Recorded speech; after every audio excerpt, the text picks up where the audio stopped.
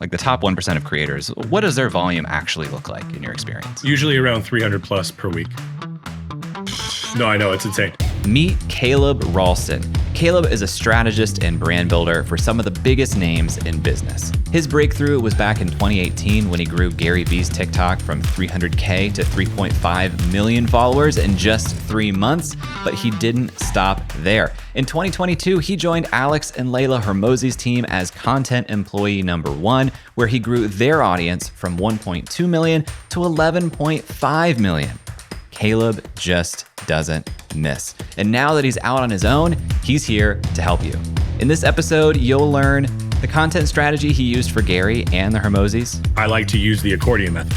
If our volume is going up and we're getting less engagement, then we're not doing it correctly. How to use data to improve your content. Stop tracking everything. If it's not changing what you do, it's pointless to track. And where to start if you're feeling overwhelmed. I use a framework that I call the brand journey framework. And basically it's 4 questions that you ask yourself. Thank you to 1 of 10 for sponsoring this video. When I go into my feeds and I see content come up from some of the biggest creators out there, some that you've worked with, some that you haven't, I think to myself, well, they are winning a volume game. And the math I do in my head is like, they're probably posting a couple times per day. How often are people, like the top 1% of creators, what does their volume actually look like in your experience? Usually around 300 plus per week. Break that down for me. And we're counting like Instagram story tiles and everything like that, right? You're putting out tweets, you're posting on Instagram stories, you're uploading shorts, right? You might be uploading 2 shorts a day or 2 reels a day to your Instagram, okay? And then you have YouTube long form. You might be posting couple posts to LinkedIn. The way I think about it is you're trying to maximize the amount of output, but I think a lot of people misunderstand the intention behind this. So like every team that I've worked with, volume is less about showing up everywhere and invading everybody's feed. That's a beautiful byproduct that occurs from volume. But I like to think of volume as data acquisition. So what I mean by that is I think we all will resonate with what I'm about to say. Quality is subjective as fuck. I think we all sit around and self-analyze our content and say, this is high quality or this isn't high quality. We should or shouldn't put this out because of that. And the reality is none of us know what quality is. Jay, you don't know what quality is. I don't know what quality is. None of the creators watching this know. The only people that actually know and determine what quality is your audience. And so if you put out more volume, especially in the beginning, you get to learn quicker what your audience deems as quality. I use the accordion method. You take that volume and the learnings you got from that and you contract it. You take the effort you were putting, let's use an example of 14 posts a week on Instagram.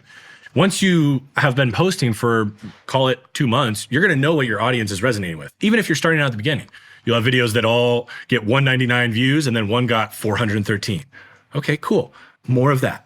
And so what you do is you find the top performing content and you take the same amount of effort you were putting into 14 and maybe you put that same effort into 7.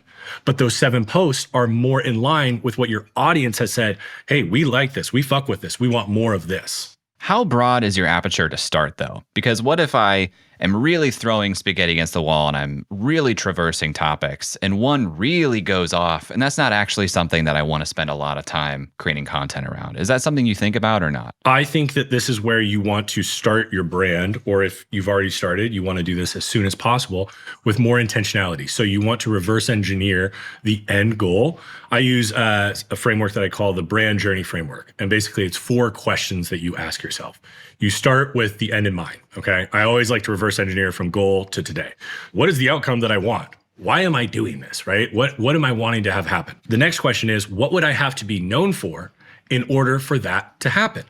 Okay, so now we're working closer to today.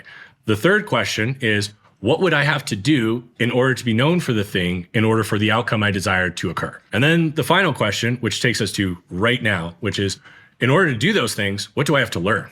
What do I have to learn in order to do the things to then be known for the thing so that my outcome or desired outcome occurs? And I think what that helps you do is filter what kind of topics you're going to speak on. Because the reality is what you just described is the trap that 90% of creators fall into.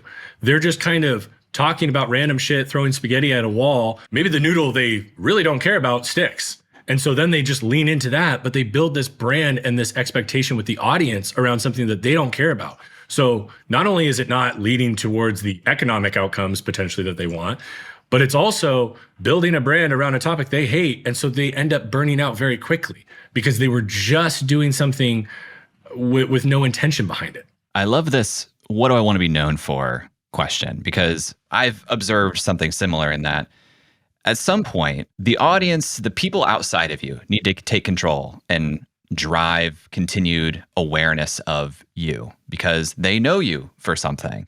And that can happen accidentally. That can happen intentionally.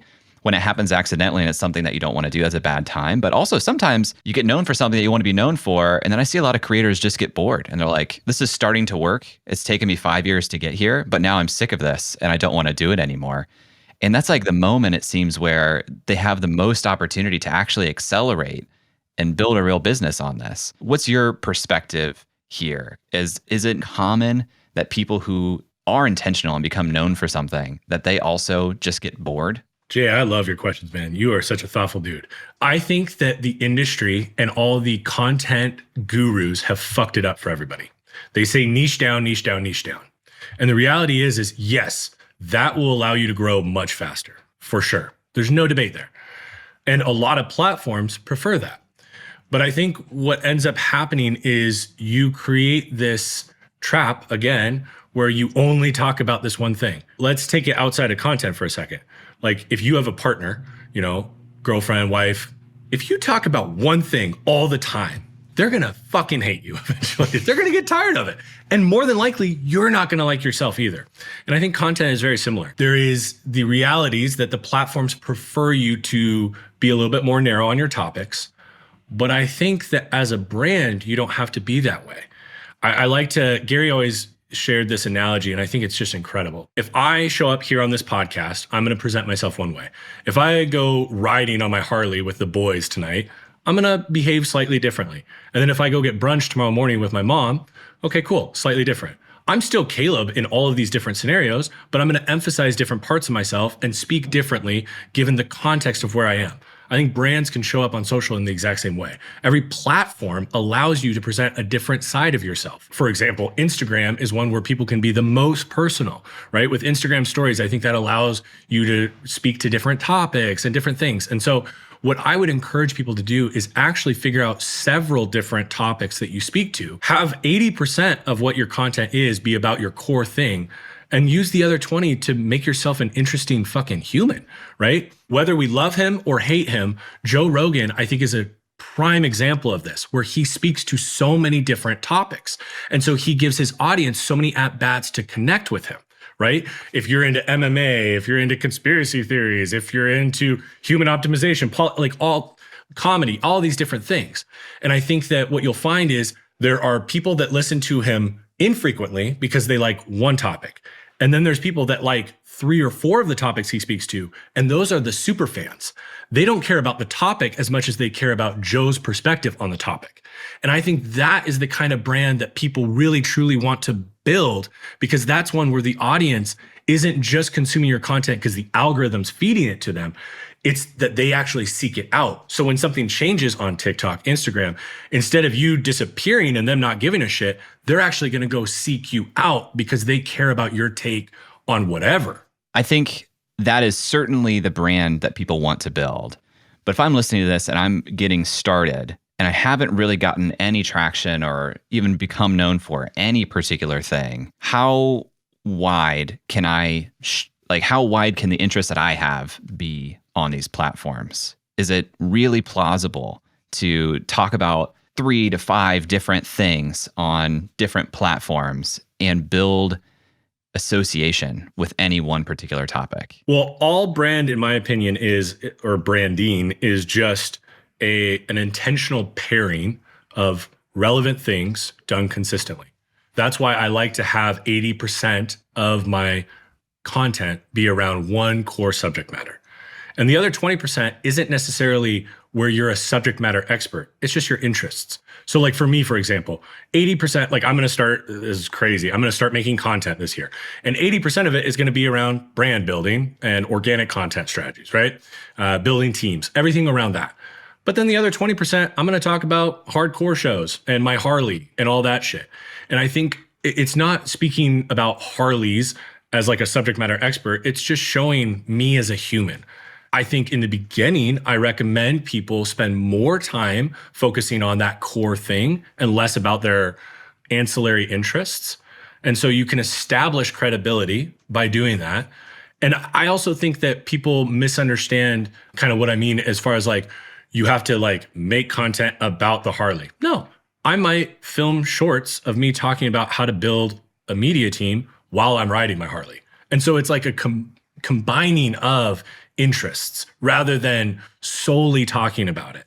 You know, if you love cereal, for example, fucking eat cereal while you're talking about your shit. If you love drinking tea, like Gary, tea with GaryVee.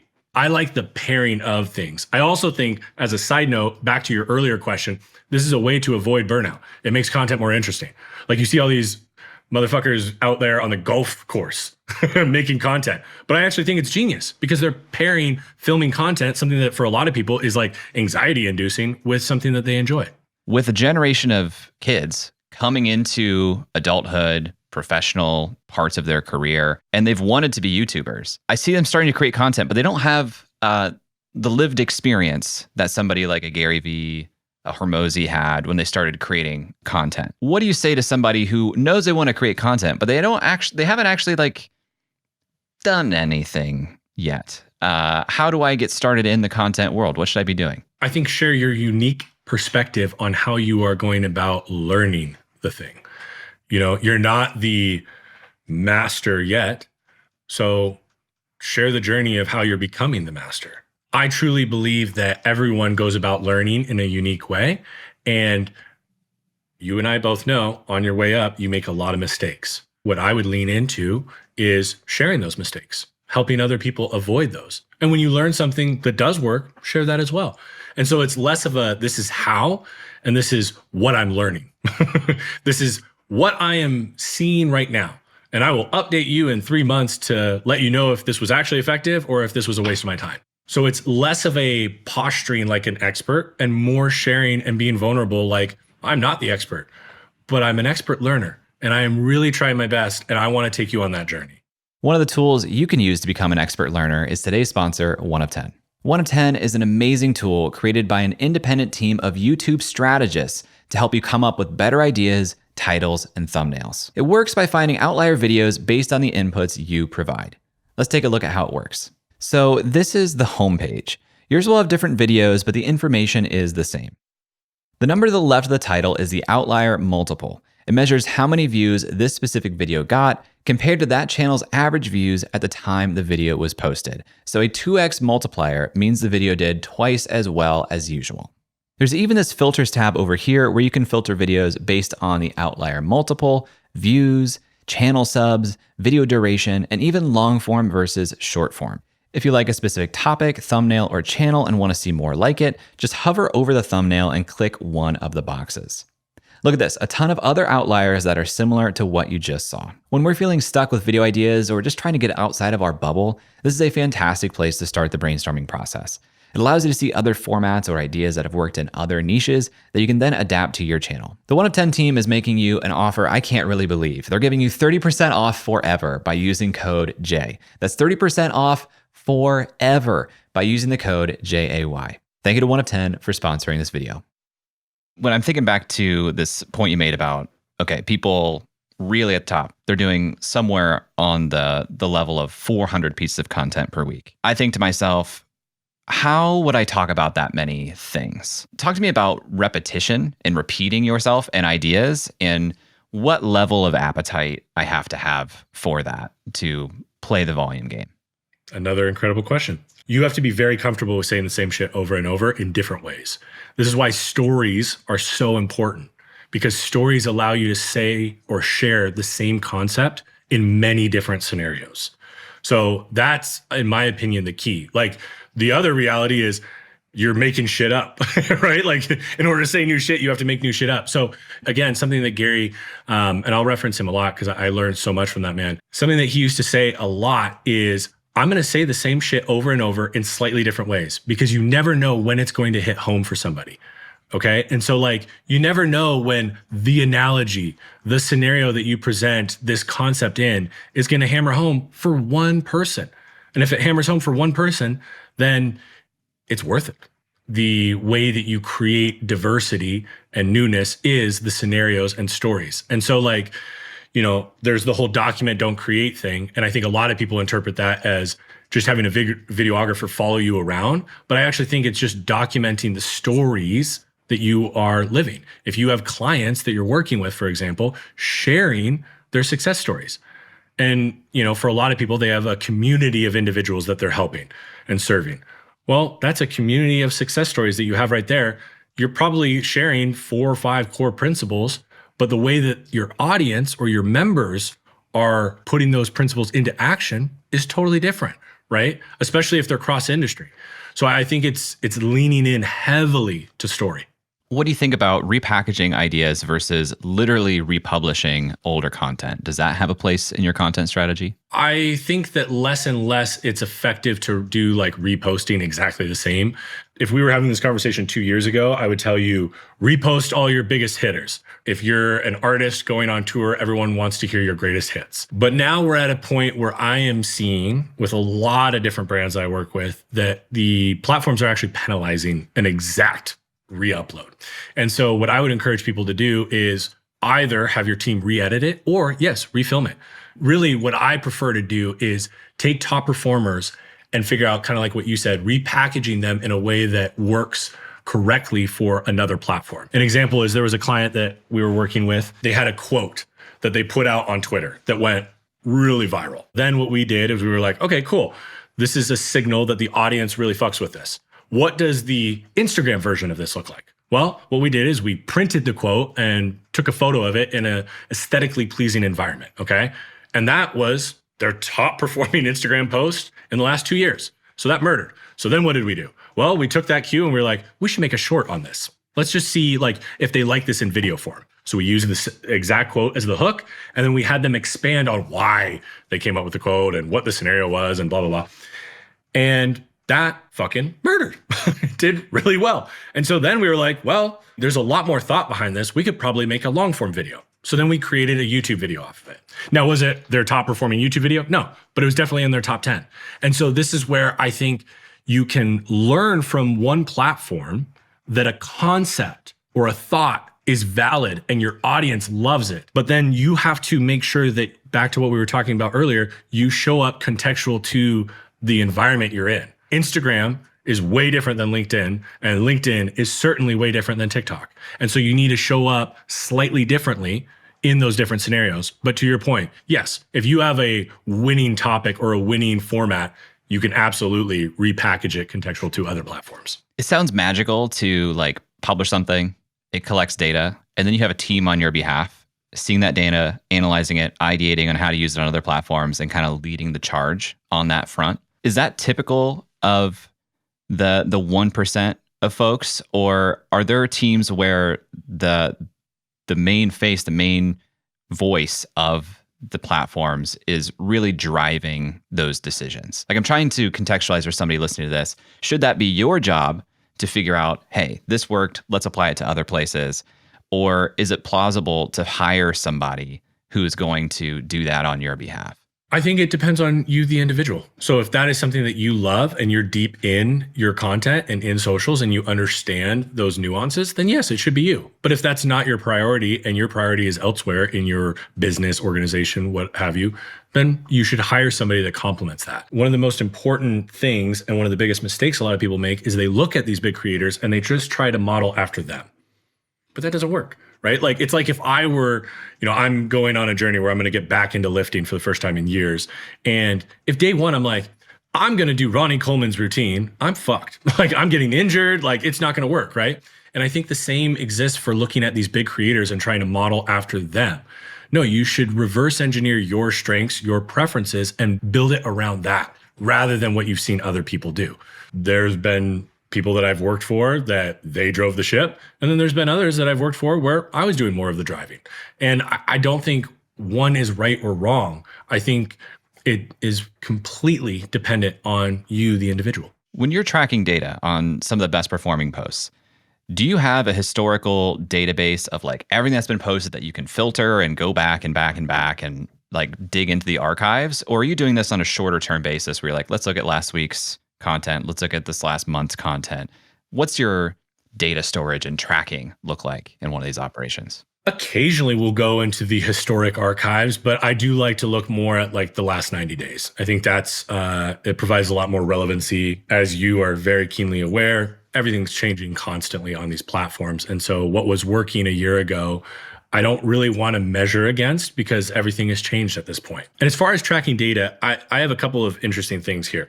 One, I would encourage everyone in the audience, stop tracking everything. I think a lot of people get overexcited with just like crazy amounts of data.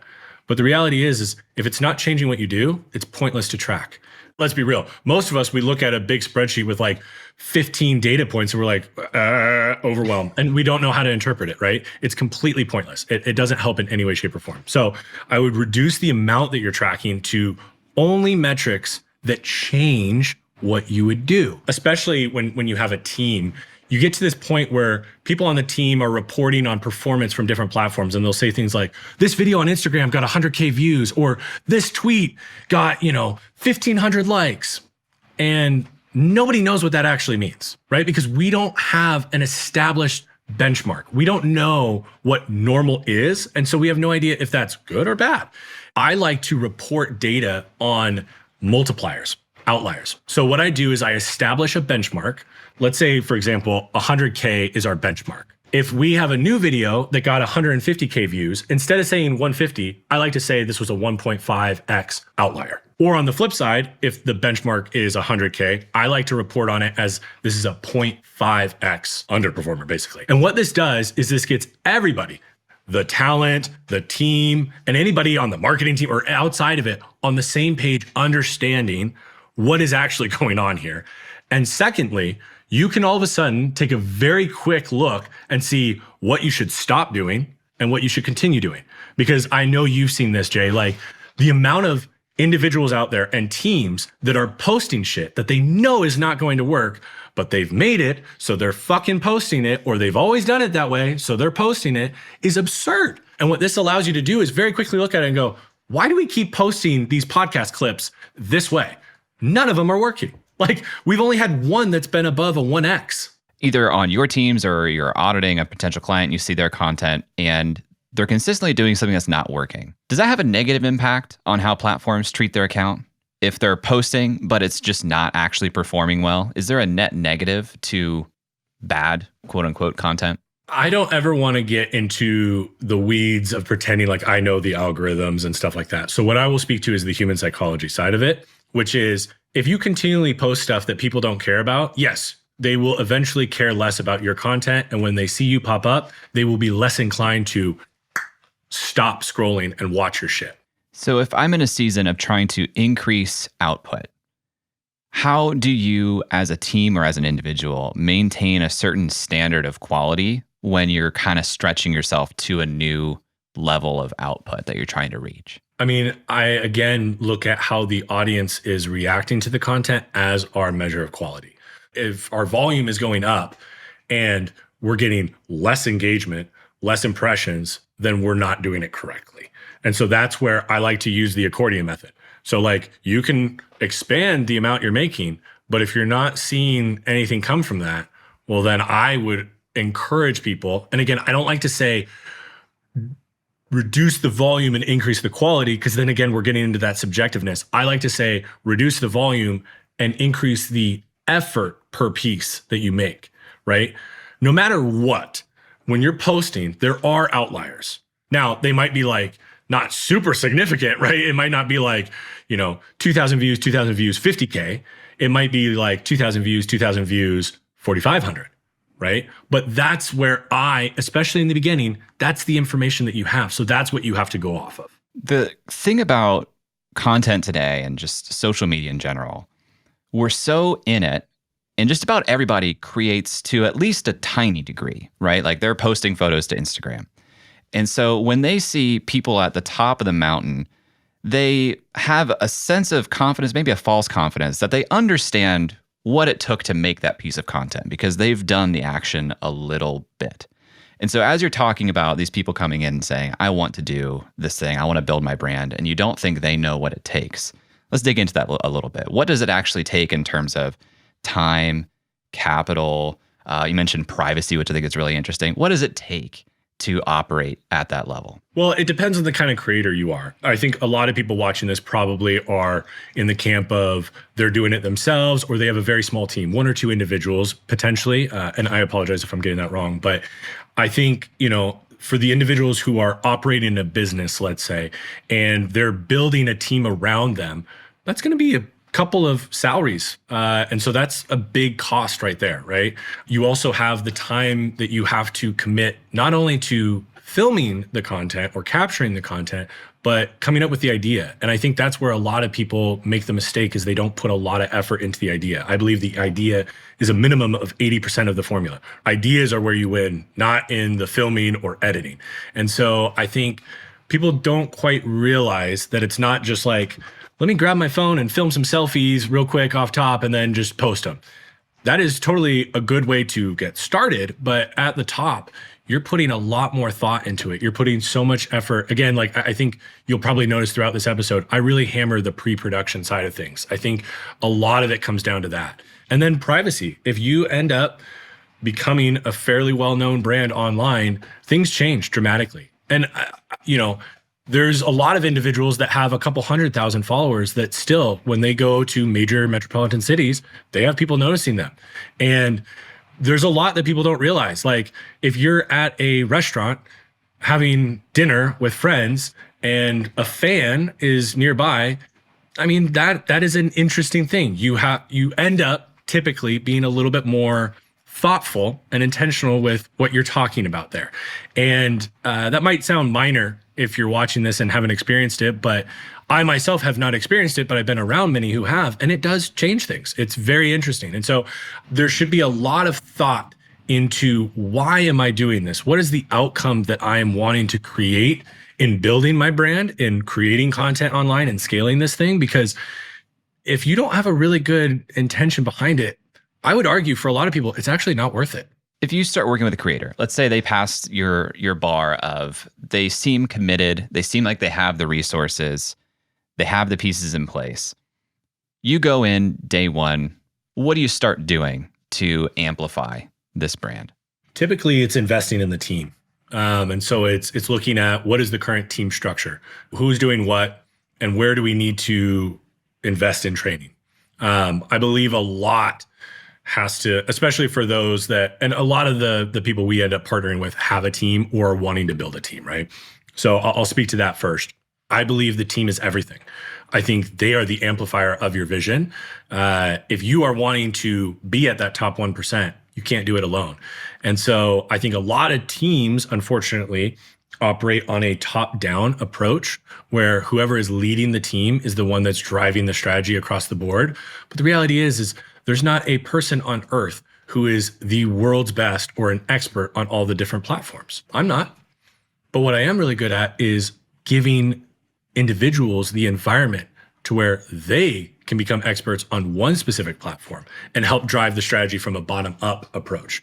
And so a lot of what I'm doing in the very beginning, a lot of the partners that we have for 2025, we're working on their team first. Before we address anything in the current content that they're working on, it's investing in bringing on the right editors, the right videographer, the right creative director, establishing the right processes, establishing a trading cadence, making sure that everyone understands, why are we making educational content? What are we doing with that? Like, what is the purpose of it, right?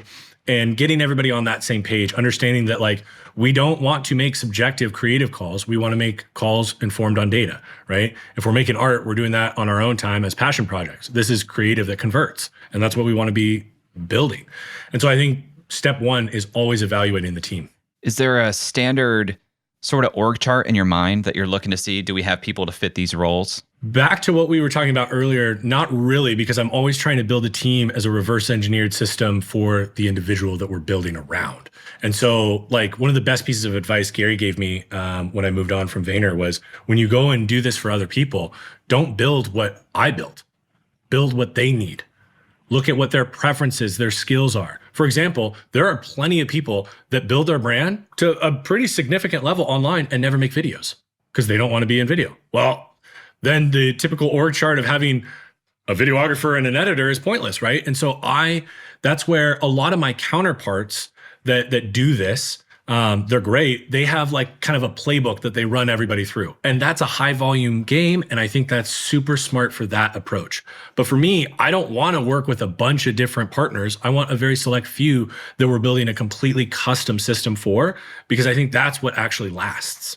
How can somebody watching this do kind of a self-audit to say, what can I do to make a team a better fit for me? So what is it? What is your preferred medium? Okay. Now, a lot of people watching this are probably down to do all four. Okay. And the four are video, audio, graphics / like visual, like post, and then written. Okay. So you have four different mediums to choose from. A lot of characters watching this are probably down to do all four. That's amazing. But what you want to do, you want to pick the one that you think you show up best in. Ideally, from a optimization standpoint, it's video. That's the highest leverage activity, right? You can film a long form video, you can extract shorts, you can extract the transcript and turn it into LinkedIn posts, you can pull quotes, you can pull stills from it to use as posts, all of that. You get so much more traction out of that. But if you hate video, you're not going to stick with it. So you got to choose your preferred medium and then you hire accordingly. So if video is your preferred medium, cool. In the beginning, you can film and edit yourself, but eventually you get to a point where there's a bottleneck. And the question is, what is the bottleneck? Is it me filming? Is it ideas? Is it editing? Do I have a ton of footage, but it's taking me forever to edit? You want to hire based on the constraints that pop up on your team, not what you see other teams doing. We hire people to solve problems, not to fill an org chart. Okay. And so you want to identify what is the bottleneck. All of us start making our own content, most likely. Very few of us start with a team, right? And so you eventually reach a point where it's like, okay, I got a million ideas. I can't film any of these. Or I got a million ideas. I've filmed them all. Lord knows I don't have time to edit all of these, right? And that's what you want to hire around. And slowly, every time that you bring on a new role, another constraint or bottleneck will be revealed. And that's what you want to hire around. I love this idea of identify the bottleneck and hire based on that. Let's say someone watching this is down for at least doing video and text and audio. I don't think as many people watching this do the graphic stuff. Do you foresee that people typically have verticals around platforms then? Or are you having cross-functional teams where it's like, I'm an editor and I'm editing long form, I'm editing shorts, I'm editing it for Reels and TikTok. Is that practical? Oh, Jay, I love this question. The way I build teams is I do prefer specialists, okay? But in the beginning, you can't have a team of specialists because you have many different areas that you need to deploy to and very few headcount. So what I prefer is specialists who have interest in other areas and are willing to wear multiple hats in the beginning. That is how you have to start. Now, the final form and the best version, yes, you want to, like we talked earlier, like the best version of social or interest media content, whatever you want to call it these days, you want to make sure that you are making it contextual to that platform. And the best version of that is one creative working on that platform 24/7 so that they are ingrained, they understand it, they eat, live, breathe, no sleep, that, okay? But that's expensive. And so in the beginning, what I recommend people do is they identify their top 3 platforms that they're going to prioritize, okay? And that is what you want to create your media, your content for, okay? So let's just say, for example, it's YouTube, LinkedIn, and Instagram. Well, okay, you want to make sure that your team, you and your team, are only creating for those 3 platforms. You're not thinking about the other ones. And then your next 3 in priority, they are the platforms you're just reposting to. I like to call them maintenance, okay? And if you're in the beginning, you don't have the resources to be able to deploy 3 people to 3 platforms because you only have 1 person on your team, right? And so what I like to do, I'm a Lord of the Rings nerd, so I use this analogy. You want to use the Eye of Sauron approach. You want to tackle 1 platform at a time. For us, for example, we're making content this year, and YouTube is number 1, LinkedIn's number 2, Instagram's number 3. YouTube is what we are focusing on mostly right now. We're optimizing that. And once we have that to a point where I feel good, I will put it on what I call maintenance mode, and then we will attack LinkedIn. right? That doesn't mean that when we're optimizing YouTube, we're not posting in these other areas, but we're not allocating more than 15, 20% of our efforts towards those. As I've kind of explored hiring on my own, there's always this question of like, do I hire somebody full-time on salary? Do I hire a contractor full-time, but mostly with me? Do I hire an agency where it feels like maybe it's safer because then that person can't just leave me, but then I also feel like the incentives aren't totally aligned and they're just trying to get the like most acceptable version to me that I'm happy with, but takes them the least time. How do you think about these for somebody who's getting started and trying to hire? Agencies are for expedited learning. They typically are experts and they require no like onboarding, right? Like they can just go immediately. I think contractors are great for experimenting and validating an idea with low investment costs, right? So like maybe, for example, if you're like, I've been blowing up on LinkedIn with my written and my personal brand is great there, but I really want to start tackling YouTube and Instagram and TikTok. Maybe you're not like, I'm 100% certain I'm going to be great on camera. Cool. Hire a videographer for 3 months as a contractor and test it out. Validate that that is actually a good investment of your time and money. So that's what I like to use contractors for. You should more than likely do like a trial with them. That's becoming more and more acceptable in our industry, and I fucking recommend it so much. It's not only good for you, it's good for the other individual to make sure that they feel like you're a good fit for them. So I think it's great for both parties. Make sure you pay fairly for that trial. Some people try and like pay lower than what the actual salary or rate would be. Don't do that. That's fucking dumb. It's very short-sighted. It's like, I'm doing a trial because I think this could be a long-term thing, but let's start off on the wrong foot. Exactly. And actually what I like to do is I like to sometimes, if possible, if budget allows, I like to pay a higher rate for those 3 months because they're not a full-time employee, right? And so like they're incurring the risk of not having benefits, et cetera. And so like I do my best, even now with my own business, like that's what I try to do. Now, full-time, there's a lot there, right? Like one, you're going to bear a lot more costs. If you're paying somebody 100K, they're costing you, the company, like 125, 130K, right? Because you're paying for benefits, workers' comp, all that different shit that the employee doesn't see. So they're an investment. That is a big cost. That's why I like to validate these ideas with a contractor.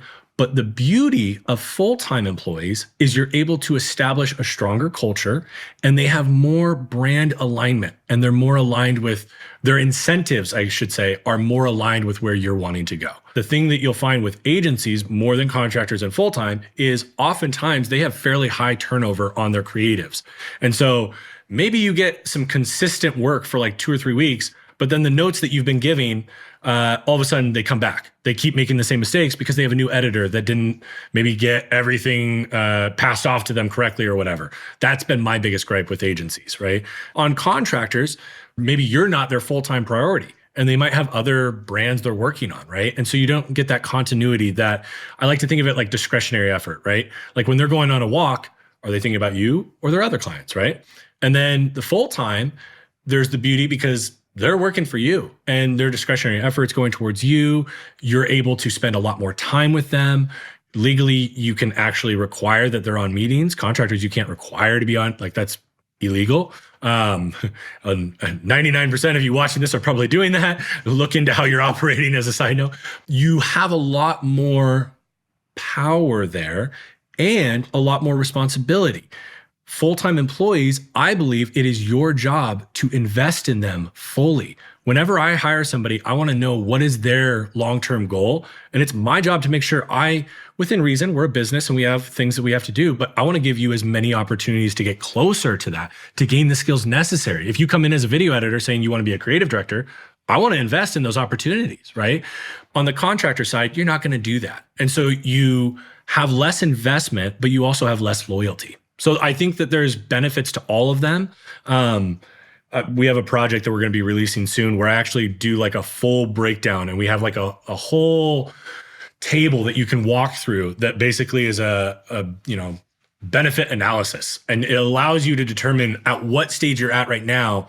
Are you in the contractor phase? Are you in the agency phase? Because the thing is if you hire an agency, I don't want to use them long-term. I want to bring them on short-term to learn the platform, to gain the skills and invest in my team, and then we rip on our own. Interesting. So when you're thinking about hiring an agency, if you hire an agency, It sounds like you have the implicit assumption that actually that agency should really understand the platforms and we're learning from the agency, not just outsourcing a job to the agency. Correct. I wouldn't hire an agency that isn't world-class at it. Now, obviously, I've had the luxury of working with brands that have budgets, right? So like, let's just call the elephant in the room, right? A lot of us don't have maybe the budget to spend 15 to 20K a month on just one platform agency, right?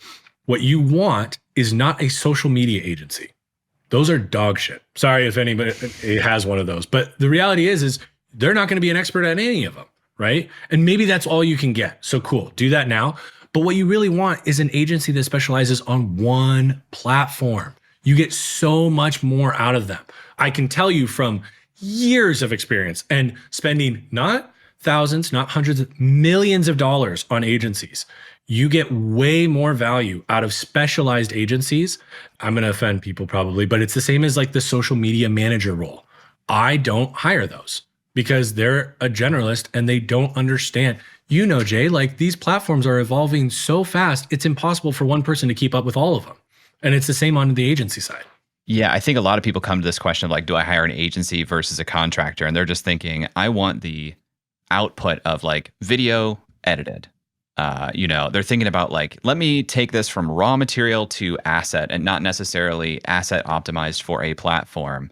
So it's interesting to hear when you hear agency, you think predominantly like institutional knowledge of a specific platform beyond the asset.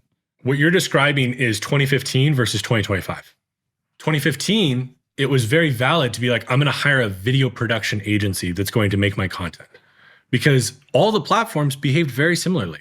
Right? Like I remember in 2018, if I posted a clip on TikTok and it did really well, I knew it was going to murder on Instagram, on Facebook, everywhere I posted it. Now, not the case at all. You'll have clips that do incredible on TikTok that flop or vice versa with Instagram, right? And so I think the landscape has changed, but a lot of agencies have not. What's the next thing you do? How do you get to the actual content strategy that should happen for that client? Well, it comes from understanding what they're wanting to have happen. So I walk through the brand journey framework with them and make sure that I understand what the outcomes are that they want, right? And that takes us to today's actions, right? Like what are they doing in order to be known for the thing?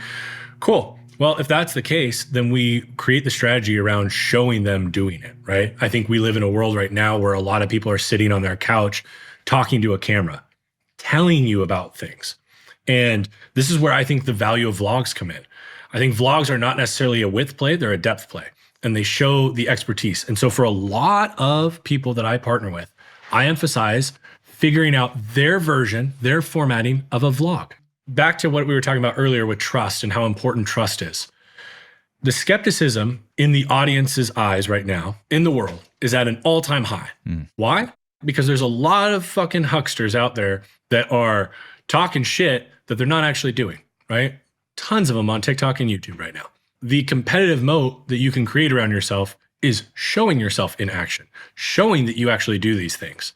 And so that's usually one of the first things that I want to tackle. Again, I know it's not a width play. These aren't getting millions of views, but what it is doing is it's establishing a very strong foundation with your core audience, the ones who will be your champions and will elevate your brand. It shows them that you are actually what you say you are. And so I like to start there. And then what I want to do is start getting more contextual to the platform. So it's like figuring out, okay, if we've identified YouTube's number one, okay, we do need to make direct to camera videos because right now, still to this day, that is working really well. And so we need to figure out your version of that where we can demonstrate your knowledge, right? And so, yeah, it's really taking it platform by platform and figuring out what are the formats and mediums that show your expertise, your knowledge in the best way possible. I'm a big fan of demonstrate. Right? Like a lot of people are just talking, but you need to show it in action. And whatever that's different versions for different people. For some people, if they have a group coaching call, cool. It's just making sure that that makes it online, even at the expense, in my opinion, of views. Because ultimately, I think that brand is far more than just views. And so you want to make sure that you are playing. I typically, when we're making content, I like to think of it as one objective. Either this is a width play, we're trying to get maximum amount of awareness, or this is a depth play. We're trying to build a deeper connection and trust with our current audience. And if you aim for one or the other, that's great. If you try to do both, you're not going to accomplish either. In a single piece of content, you mean? Correct. Yeah. And the reason why I like to do this is because I like the team and the talent I'm working with to understand what winning looks like. But you don't understand what winning looks like if you don't define what that is on the upfront. And so I like to call it out in production. I'm like, this video, we all know this is a super deep, heady video. This is not going wide, but everyone who watches this is going to be like, damn, Jay's a fucking expert. Love that. So when you are thinking about the proportion of width versus depth content, what is your typical go-to? Just like I said up top, I follow the accordion method. You have to contract and expand it over time. In the beginning, I actually recommend, a lot of my counterparts would say, go the width play, right? Like make really wide content, top of funnel, get more people. But if you make content around the fact that like your Starbucks order hack, for example, right? And that's not what you're not a fitness person, you're a business person, but that's what you do. You're going to get a lot of audience that just wants more of that content. So it goes to what we were talking about at the top where you trap yourself, right? So in the beginning, I believe people should build far more deep content, demonstrate your expertise, establish that you are a true subject matter expert. That's why video number 2 that I'm going to be posting on my YouTube is going to be like super in depth, right? Like I want to establish to the audience that I'm going to be building, I'm not just one of those guys that's talking about the current Instagram hack that I've seen Mosseri post and that I'm just regurgitating, right? Like, no, I've been in this for 16 fucking years. Like I have some thoughts based on data, right? I believe you want to build that strong foundation. The people that do the other, they have a very tough time transitioning into their core subject matter that leads to their core offer. And so in the beginning, establish depth. And over time, I believe people should then start to add more context to who they are to their brand. How do you think about the role content plays in the business as a whole? I know it sounds kind of abstract, but we're kind of making some assumptions about why people are making content, building the brand. But talk to me about what you've thought about in terms of content and how that affects the bottom line of a business.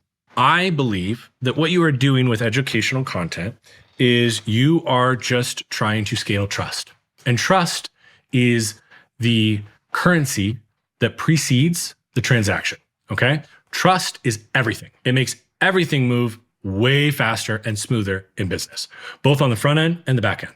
That means customer acquisition and talent acquisition. And so ultimately, if we are trying to scale trust and we believe that branding is the intentional pairing of relevant things done consistently, which then creates the byproduct, brand, when the audience inherently associates those things together, then what we're wanting to do with our educational content in the beginning is we want to intentionally pair our brand with success stories. If you're making educational content, you should probably have clients, customers, community members, whatever, that have had success off of what you're sharing.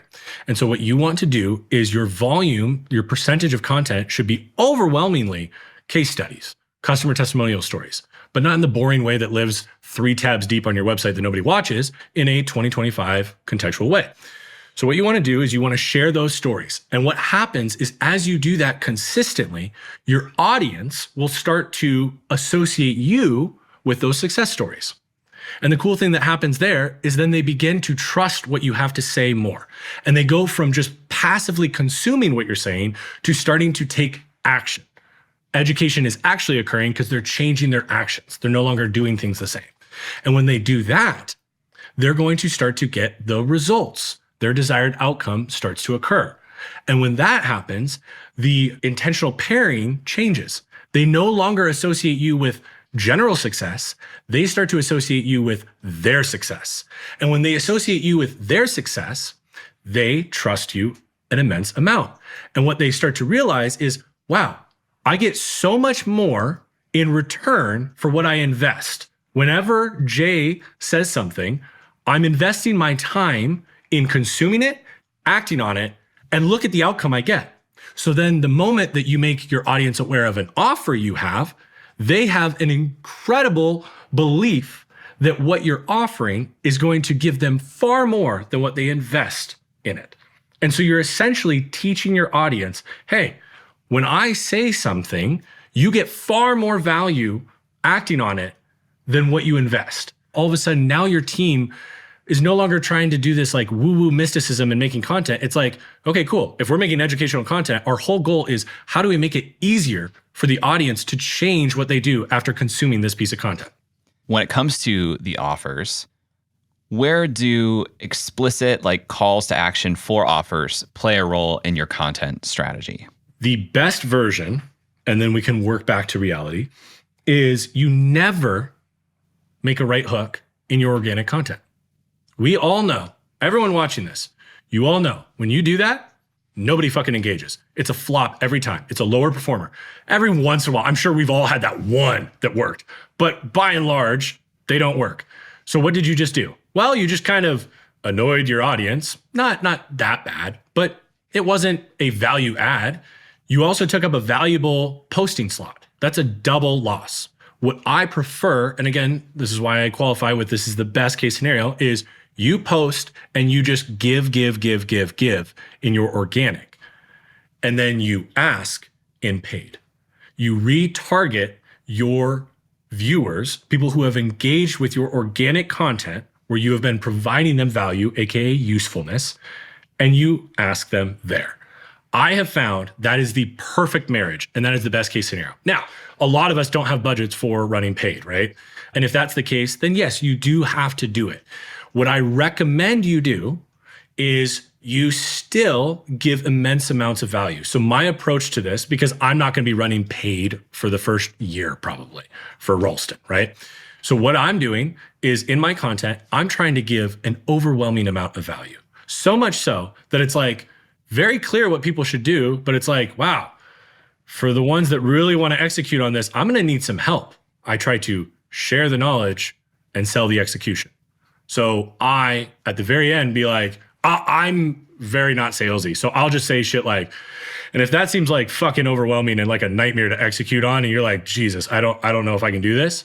Well, then that's what my team is here for. We provide guidance. I like soft shit like that personally, because I like to let my content do the selling, not me. We've talked a lot about social media, YouTube, kind of these discovery platforms, these platforms that have a discovery mechanism built in. I don't think we've said the word email. Where does email live in your content strategy? Super, super important. It's your direct access to your audience, to your customers. What people don't realize is like you're making a huge ask when saying, hey, leave this app you're currently on, go to my website, enter your email, and that's it. And it sounds so simple, but that is a massive request, right? And so what you have to do is make sure that there is massive value, in my opinion, in return for doing that. This is where people will have playbooks, checklists, SOPs, courses on their site, even for free, just for email opt-in. And that is a strategy that I really prefer. I like value and providing a lot of value, or as much as I can humanly possible. And so what I would tell people to do is create more extensive, deeper dives that go deeper than maybe your organic does on your site that people can get in exchange for an email. I think a lot of people send a weekly newsletter to check a box, and a lot of their audience tunes out because of it. Only send shit if you have true actual value that's going to be very useful. Like, we're going to be building a newsletter this year, and I'm not going to send it on a specific cadence. I'm only sending shit if I'm like, yo, this is going to radically change either your perspective or your operations. You mentioned, doing a deeper dive on the website as something that you trade an email for. How do you get people to the website? I will give you what I am going to do, my big strategy for 2025. We just filmed a massive course on how to build a brand. And rather than gatekeeping that behind a paywall on my site, rather than gatekeeping it behind an email opt-in capture thing on my website, I'm going to drop it completely for free on YouTube. All of it. Final runtime, I have no idea what it'll be because I have the gift of gab, and my content director, Trevor, is probably going to have to do some serious trimming there. But we're going to drop that completely for free. And people have asked me, the few that I've talked to about it, they're like, well, how are you capturing emails then? Well, I am going to be releasing a lot of different playbooks, SOPs, and worksheets throughout the course that you can get for free at my website. And all you need to do is enter your email. And so throughout the content, we will be dropping or releasing little lower thirds that describe what the download is and how they can go get it. And I walk through those things in the course. I reference it. My goal is for you to not just watch this, that's entertainment. I want you to take action, which is education. And so we have these worksheets, playbooks, SOPs that you can download so that you take this entertainment and turn it into education and actually take action on it, right? And so I'm just incentivizing them to go there. I'm aware that I'm not going to get every one of the viewers, but that's okay.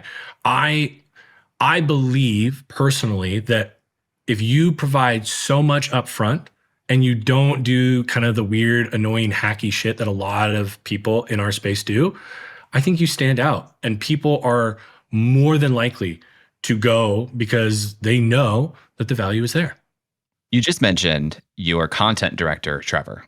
Yeah. You're recently out on your own. It sounds like this is a new hire. So Yes. you're building your own content team right now.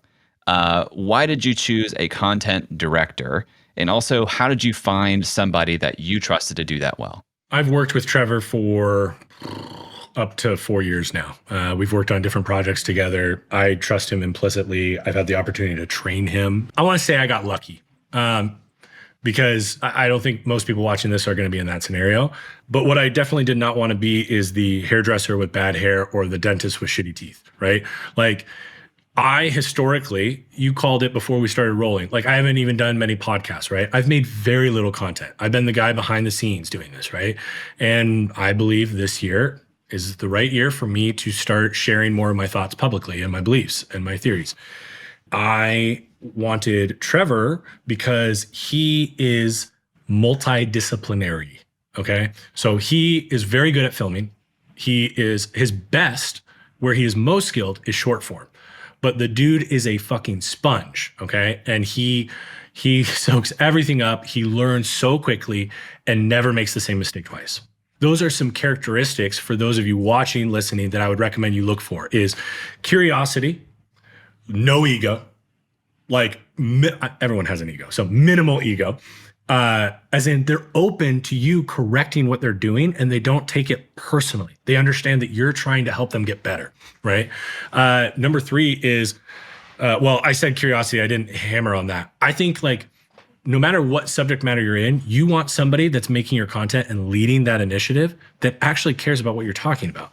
They're the one that is going to ask you the best questions. That course that we filmed, right?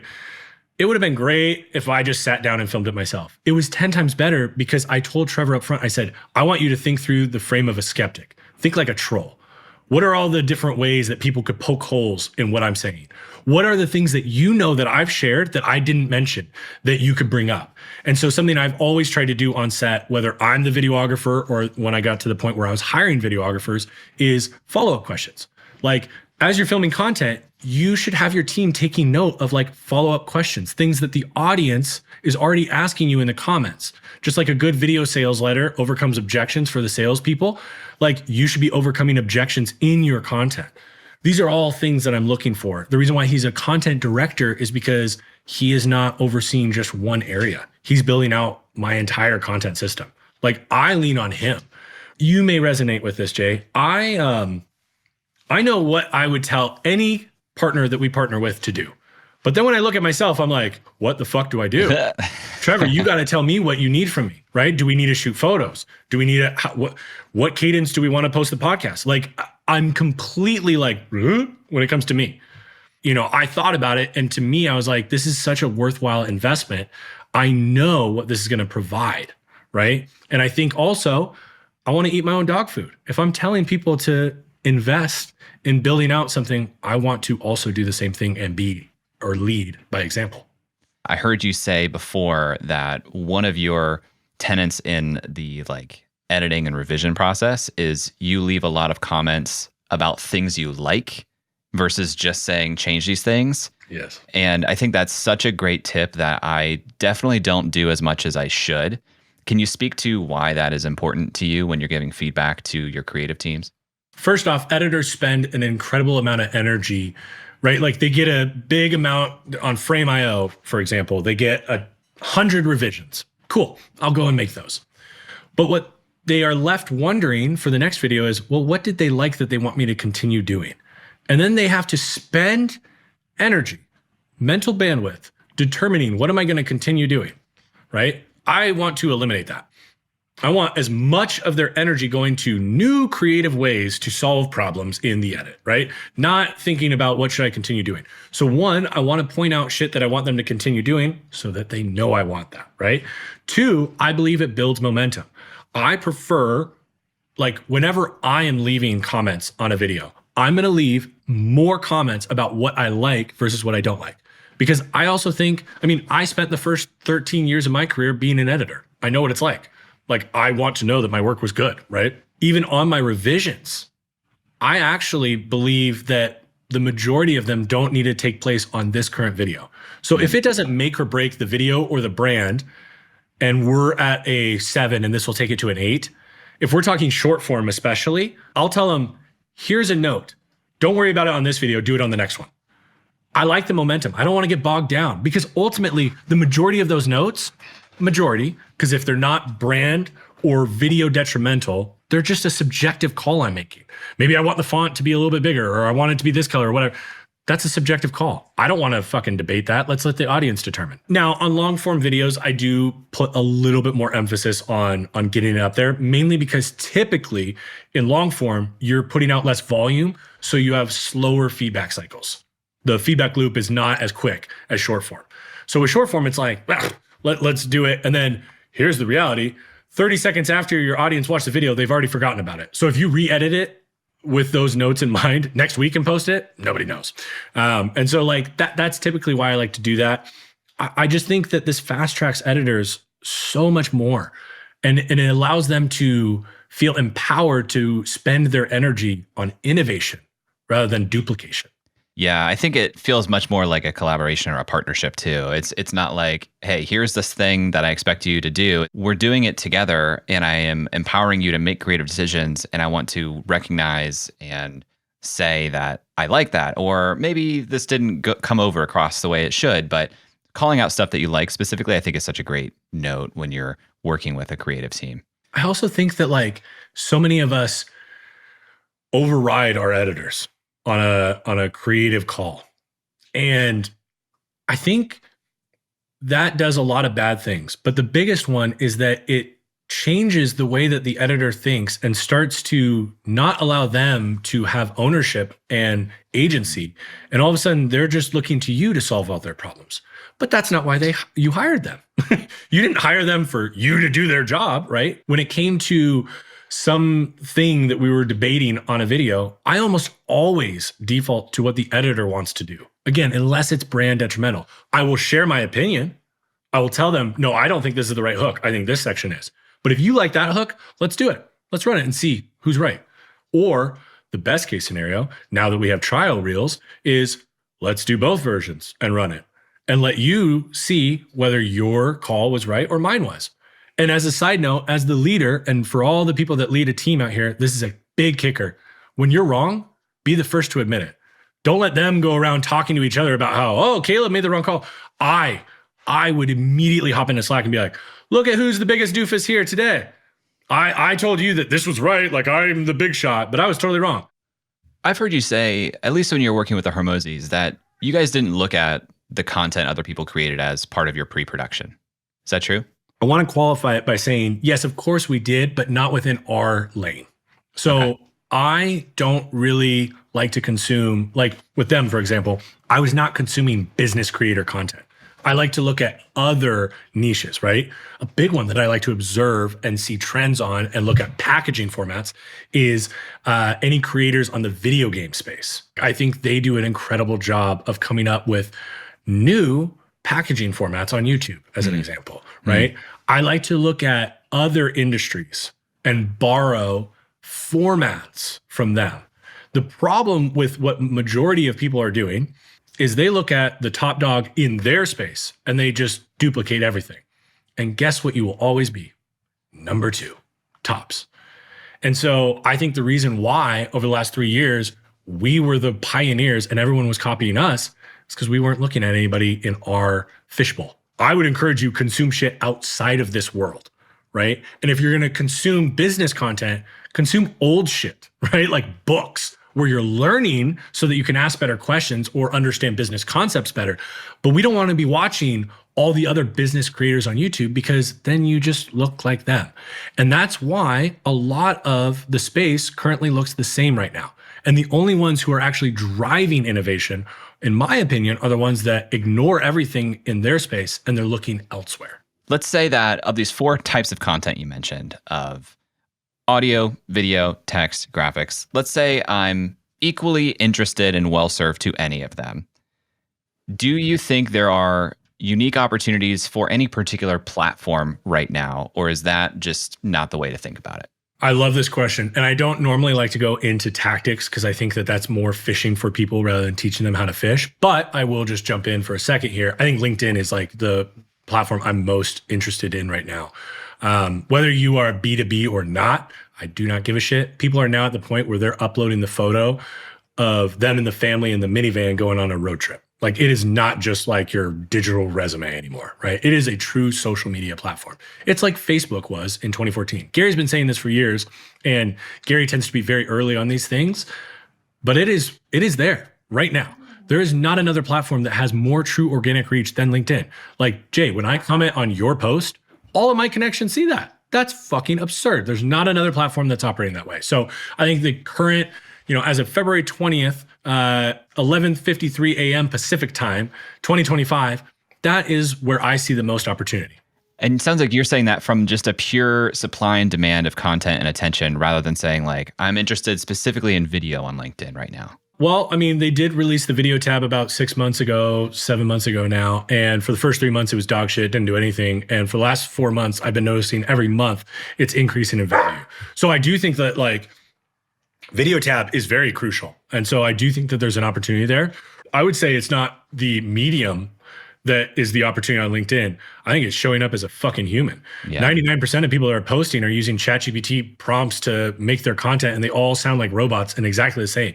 And they think that because it's LinkedIn and it has this business thing, they need to show up as a business person and stuffy. And it's like, if you show up with your actual personality, goddamn, you will stand the fuck out. We haven't really talked about audio. Where does audio live in your content strategy? I think podcasting is huge and traditionally has been kind of an afterthought for a lot of creators, especially in the business space. It's kind of like a catch-all. It's repurposed from other content. I think there is so much value in podcasting right now. I think from an advertising standpoint, I think the industry average right now is you put $1 in, you get 4 out. Crazy. That's fucking absurd, right? I think podcasting is incredibly powerful. One thing I would encourage people to think about, this is not a rule, this is not me telling you what to do, just a thought, is potentially considering having your show have guests on it, and maybe you have a moderator. Maybe you have a moderator that presents things and allows for discussion, almost like a fireside chat. And the reason why I say that is not everybody is established like you, Jay. Like, you've built an incredible audience. You have a really strong brand in this space. But I think that that is a format that is harder to stand out in. And so I would encourage people to start to explore. I think there's been very little innovation in the podcast space, actually. And I think there's about to be a lot more. I think Spotify is really changing the game right now. Traditional podcasters hate Spotify right now, right? They're just doing everything different. Like, they're releasing video. They're going to be rolling out different forms of like short form content that are in the feed. They're beginning to have a more discoverable platform rather than just one where you have to go search it out. And so I think podcasting, it's probably one of the oldest mediums actually that we've talked about, but I think it's one of the highest value still. 60% of the people who join my membership, which is my core offer, credit the podcast in their application. So it's a huge needle mover in terms of the trust you were talking about. What about collaborations? People like Gary and Alex, they show up on a lot of other people's podcasts. Is that specifically part of a content strategy, or is that just kind of opportunistic? We'll take that when it makes sense. Yes, it absolutely is part of the strategy, and it's super smart to do that. There's a lot of people out there that have this belief, like, I could take the time that I deploy to going on other people's podcasts and just make more of my own content. But the reality is you're making the assumption that the algorithm is going to push that content into a completely new audience. When I could just have the wonderful opportunity to talk to Jay and have Jay's audience now see my shit, right? And hear my thoughts. So I think it's really important on that standpoint. One thing I think a lot of people are not careful about, I want to be careful in how I say this so that it's respectful to everyone out there, but I try to be very careful about what shows I go on. And the reason why is I think that, back to our definition of branding and brand, if you are showing up on a lot of questionable individuals' podcasts, or let's just go there, in the business space, there's a lot of scam artists, in my opinion. And a lot of them have podcasts. They're selling bullshit that is not valuable. If I start to appear on a lot of those podcasts, all of a sudden, the audience, because I am intentionally pairing myself with something relevant consistently, the audience will begin to inherently associate me with those individuals. So I would urge people that are either very far along in their journey or are just starting out. If you're far along, start getting more intentional about who you're choosing. And if you're in the beginning, lucky you get to start from the get-go thinking this way. And what this means is like doing an audit. Jay, when you reached out, when we first started talking, the first thing I did is look at your YouTube channel and look at like, who are the guests that you're having on? And I was like, oh, I would love to be paired with these individuals. You have some very cool guests. I also listened to one of your episodes and I was like, damn, Jay doesn't ask bullshit questions. He asks really thoughtful, very good, really good, dude, like incredibly good. Thank you. And I was like, I would love to be paired with Jay. That would be a great thing for my audience to associate me with. So I would really encourage people, do it, but be intentional with whose shows you go on. None of what we talked about today will matter without knowing how to make a great video. Watch this video I did with Patty Galloway, where he reveals how you can analyze outlier videos to go viral in any niche.